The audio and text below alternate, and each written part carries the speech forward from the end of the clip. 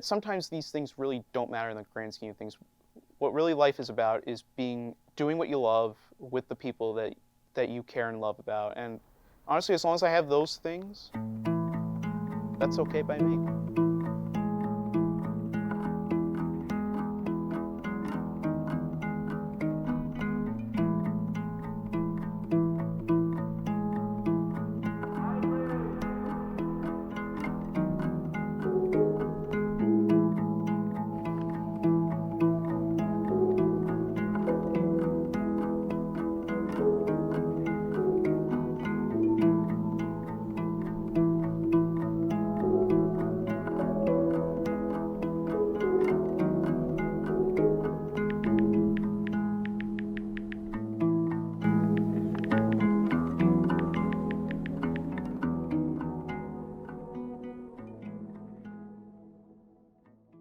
I'm Matt Girello. I am currently a junior at Kean University. I am majoring in communications media film.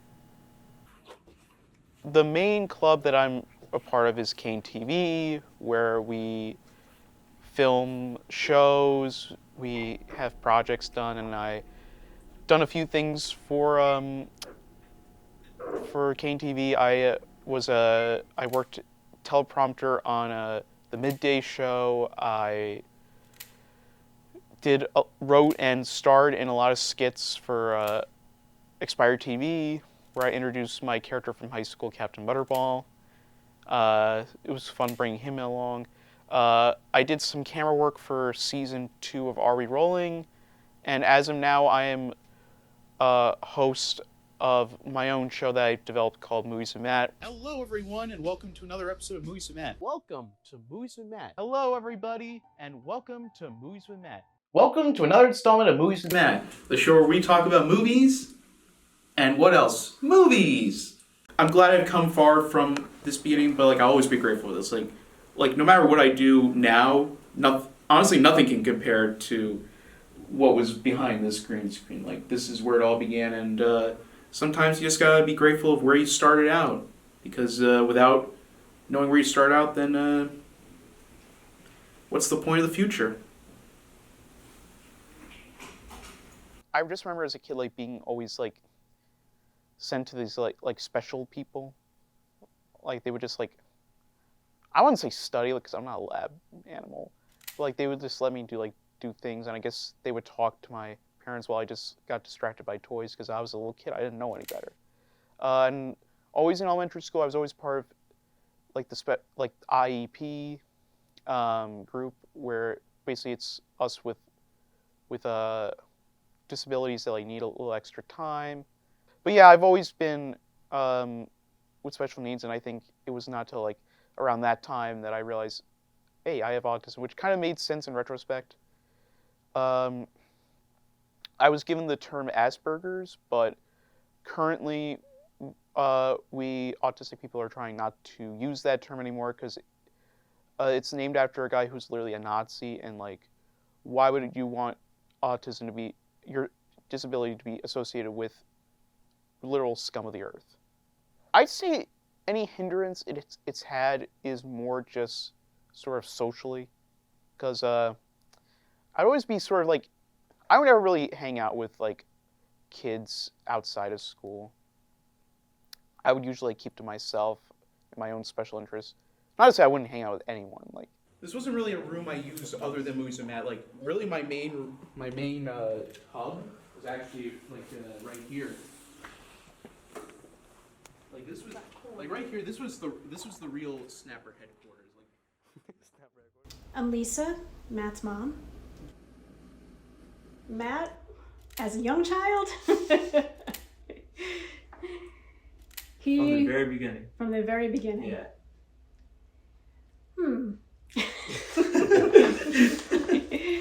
He was a good kid. He was a good kid. He really always was keeping to himself, and he always loved to read and loved to watch TV programs and movies, just like he does now. He was an excellent student. He was always a really good student. And even though he got some extra help with When he was younger, it was handwriting, and as he got older, his writing improved. He had occupational therapy as a young kid. Like I said before, he always kept to himself, and he always got along better with adults than the younger children. I taught Matt in high school. I had Matt every single year in high school. Matt was a good student in my classes. I think it helped that it was on topics that he seemed to enjoy, being production and movies. So he was a very good student for me in my classes. You could see Matt taking all of my stuff in, and you could see him grow as a person and mature. And by the time he left here, he was a mini celebrity, quite honestly, because he did a monthly movies with Matt, that part of our news that the kids just loved. And like by the end of it, people were like, "Oh, you're the movie guy. You're the movie guy," which, you know, and you could see that he enjoyed that, number one, but he really matured and understood how to take it all in. Let's see. There are certain scenes that could be like extended a little more. Some jokes don't always hit. T.J. Miller is obnoxious. I don't think it's any different than any.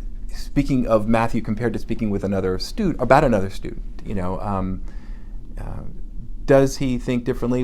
Everyone thinks differently. You know, it's just finding what works for that student. Patrick Brooks, Professor Patrick Brooks. I'm an adjunct professor here at Kean University. He was in my documentary production class last fall. If I'm not mistaken, I believe it was in the introduction when I was talking about what I was hoping to accomplish and things like that.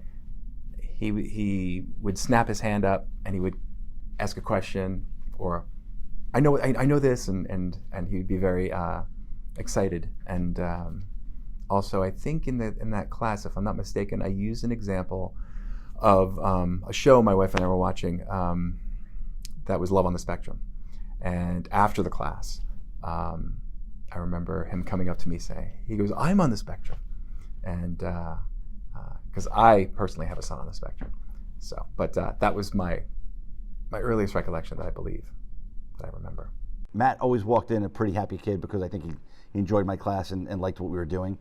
There were days when you could see that Matt had some rough days, things like that, where he was a little upset about certain things that maybe happened in other classes and things like that.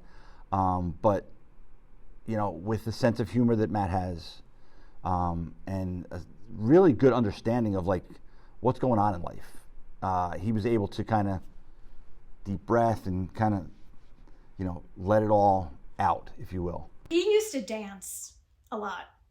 So,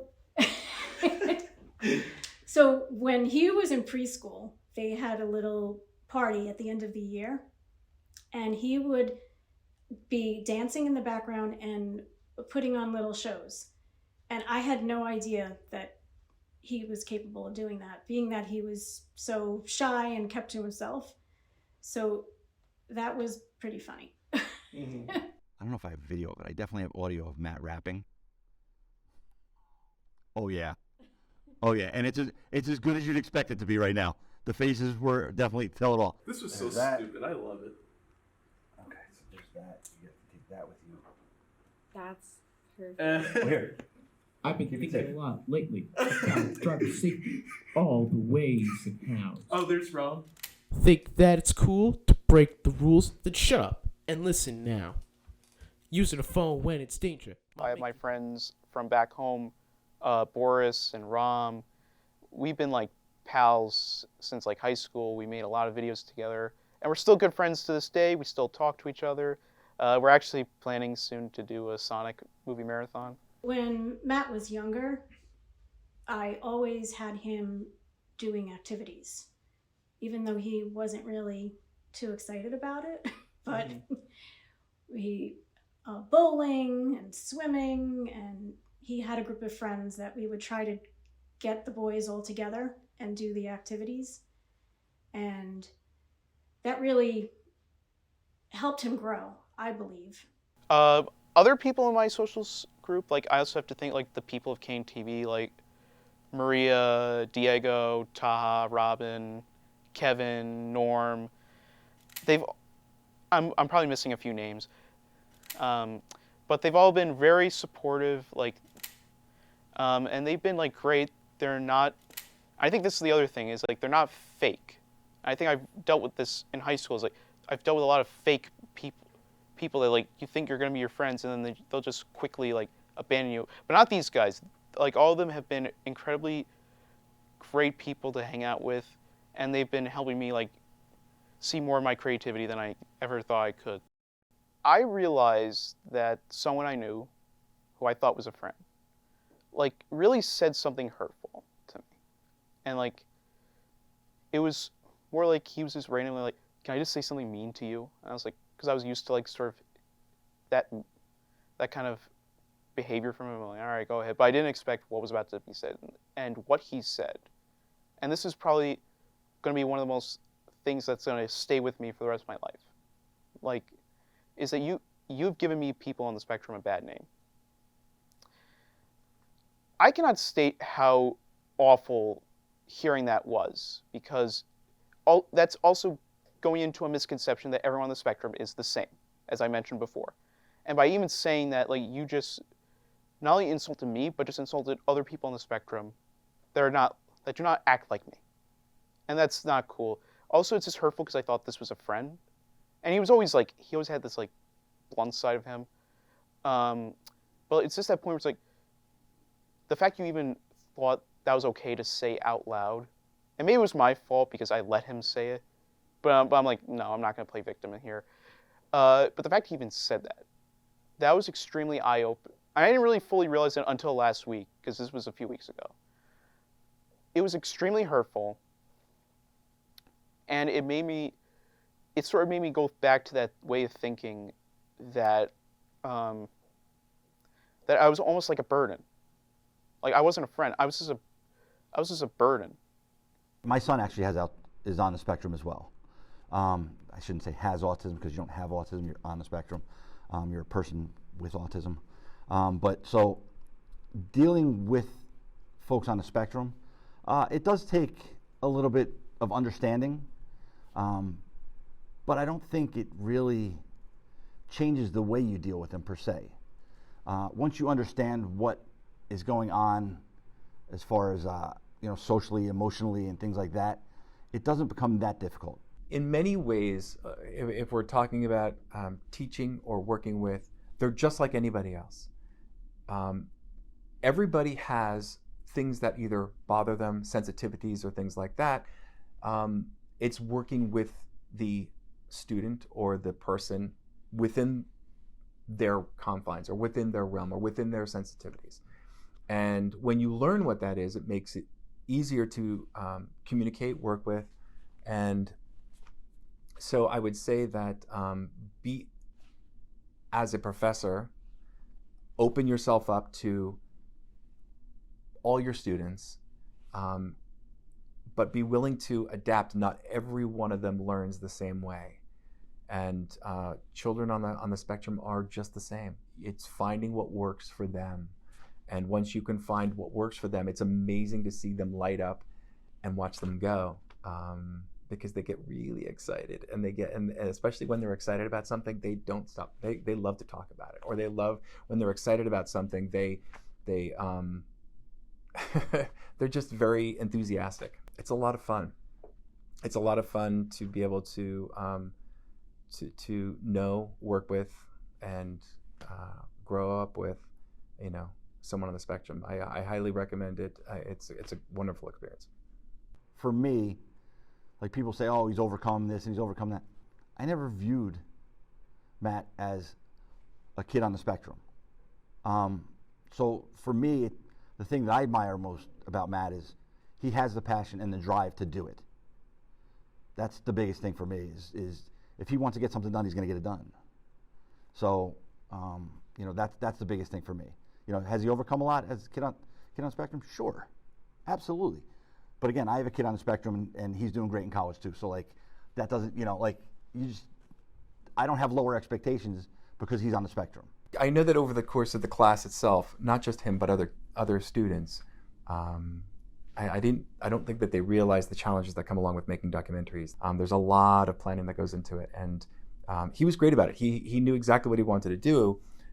I think his plan was quite ambitious because at the time I think he initially pitched to me he wanted to do the history of Spider-Man, and I was like, you're going to do a 65-year span in 7 to 8 minutes is going to be a really big challenge. I said, focus it. You can still add a historical element, but focus it on something more around you. And so this way I kind of turned it internally, what the character means to him. I think we were brainstorming, or we were doing, I don't remember exactly what we're doing, but I basically gave you guys the class, him and his other students, the class to work on their projects. And he's like, at the end of class, he's like, look, I've got all this written down. He's like, I did all this. And he got very excited.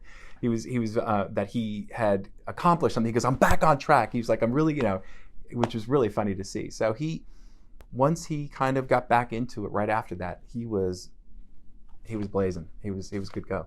Like Peter Parker, I struggle to balance my life a lot of the time. If anything, making this documentary has made me realize it too. And it's hard, especially when sometimes it feels like the whole world is against you. And I've had my low points. But then I remember, Spider-Man doesn't give up. Sure, a date ruined or some overdue bills might bring him down as much as a pumpkin bomb or a robotic arm. But he always keeps going. And to me, that's what Spider-Man is. Perseverance.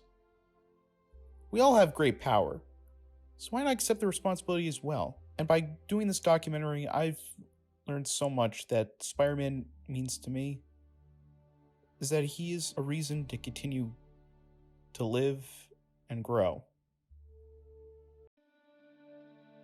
This might be a little silly, but I want to be a YouTuber. Like, make some video essays and all that. Like, have like a good editing software where sort of I can just do the videos that I want to do. But also I just want to go back to sort of like what I love, movies, comics, animation. Like, I just want to get back to that. One of the disadvantages of the college experience for me was sort of I kind of lost a little bit of myself, like between like all these new experiences. I sort of lost that part of myself that like kind of missed like the days where like I would just grab a stack of graphic novels from the library, which I still do, from my public library, which I still do. I feel like the college experience has been great. It's been great. I'm not going to complain, but like I also feel like it's been a little hindering on the stuff that I sort of everything I liked sort of took a little bit of a backseat. I just sort of want to bring that back as I'm approaching my senior year come next spring. In the future, I hope I have a good career, but honestly, like, I think what I've learned is that sometimes these things really don't matter in the grand scheme of things. What really life is about is doing what you love with the people that you care and love about. And honestly, as long as I have those things, that's okay by me.